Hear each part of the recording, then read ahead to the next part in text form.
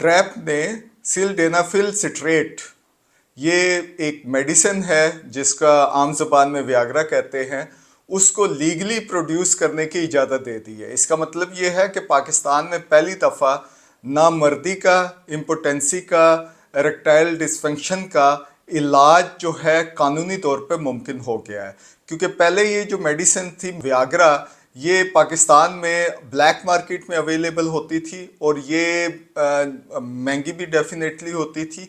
लेकिन अब जो है drug regulatory authority of Pakistan ने मल्टीनेशनल्स कंपनी और लोकल कंपनियों को इजाज़त दे दी है कि ये जो मेडिसिन है ये आप लोकली भी प्रोड्यूस करें। सो ये गुड न्यूज़ है फॉर द मेन है, क्योंकि काफ़ी जगह पे ये जो मेडिकल कंडीशन होती है और इसका जो तलक है, इसका जो सलूशन है, ये भी मेडिकल सलूशन अवेलेबल है under the guidance of the doctor.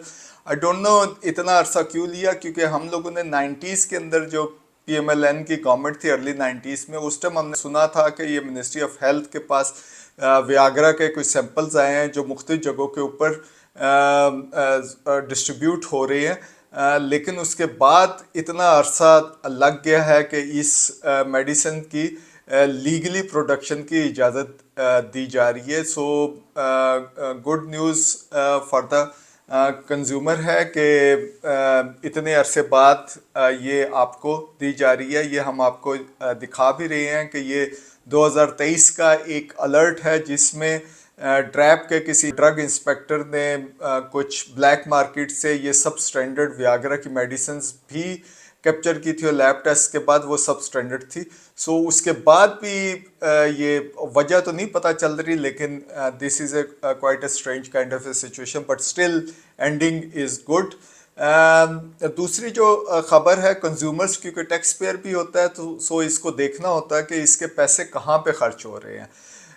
इस साल सिर्फ चावल की मद में, बासमती चावल की मद में जो पाकिस्तान की 43 जेलें हैं उसमें तकरीबन 6 करोड़ रुपए के चावल खाए जाएंगे। और ये जो चावल है ये तकरीबन 60-62 हज़ार जो कैदी हैं जो 43 जेलों के अंदर मुख्तलिफ किस्म की सज़ाएँ भुगत रहे हैं, कुछ अंडर ट्रायल हैं, ये मैं लमसम आपको बता रहे हैं, वो लोग ये चावल खाएंगे। और ये जो मेन्यू आपके सामने चल रहा है इसके अंदर आपको नज़र आएगा कि ये जो चावल लंच में सिर्फ एक दफ़ा वंस ए मंथ उनको दिए जाएंगे और डिनर के अंदर ट्वाइस ए मंथ मीठे चावल उनको दिए जाएंगे। कैदियों का जो राशन है, रॉ राशन पर कैदी पर डे कोई 60 रुपए के आसपास है। और बीफ उनको नहीं दिया जाता, उसके जगह पे चिकन दिया जाता है, क्योंकि बीफ ये समझा जाता है कि वो कैदियों में कोलेस्ट्रॉल को हाई करता है।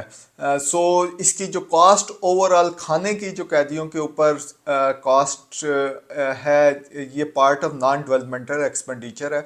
सो रफली मैं बहुत रफ सा बता रहा हूँ, इसके बहुत सारे फिगर्स हैं, फिर जब बजट की बात होती है तो फिर एक्यूरेसी उस तरीके से होती है। रफली कोई 10 अरब रुपए का ये 43 जेलों का बजट होता है, जिसमें कोई 90% या इसको कह लें कि 9 बिलियन के आसपास नॉन डेवलपमेंटल एक्सपेंडिचर है और जो 1 बिलियन है वो डेवलपमेंटल एक्सपेंडिचर है। सो नॉन डेवलपमेंटल एक्सपेंडिचर में ये खाना वगैरह भी आता है। सो उसमें टेक्निकल एजुकेशन वगैरह भी इनको दी जाती है, जैसे ख़वातीन को ब्यूटी पार्लर की दी जाती है, इसी तरीके से जो बाकी मर्दों को और दूसरे इलेक्ट्रीशियन की दी जाती है, मोटर की दी जाती है, इलेक्ट्रिकल डिवाइसेस को रिपेयर करने की दी जाती है, कुछ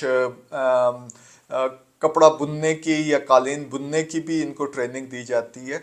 अच्छा, इसको हमें जब हम देखते हैं तो हर चीज़ का गवर्नमेंट को ख़र्चा नहीं करना चाहिए। देखिए, अगर वहाँ पे 60,000 कैदी है और अंडरस्टैंड के डिफरेंट वहाँ पे है, तो एटलीस्ट वो कुछ ऐसी प्रोडक्ट्स वहाँ पे प्रोड्यूस करें। एक तो उनको ऑन हैंड एक्सपीरियंस होगा, दूसरा उनके पास ये जो प्रोडक्ट प्रोड्यूस करेंगे तो एटलीस्ट उनका ये जो खाने पीने का खर्चा है वो तो वहाँ से वो पूरा कर सके।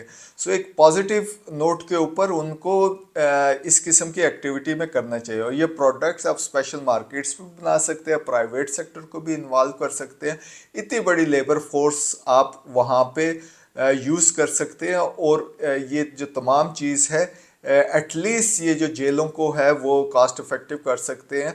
और वैसे भी हम लोगों ने आजकल लग रहा है कि हम और जेलें भी बनाने जा रहे हैं ऑलरेडी, क्योंकि जेलें काफ़ी ओवर क्राउडेड हो चुकी हैं।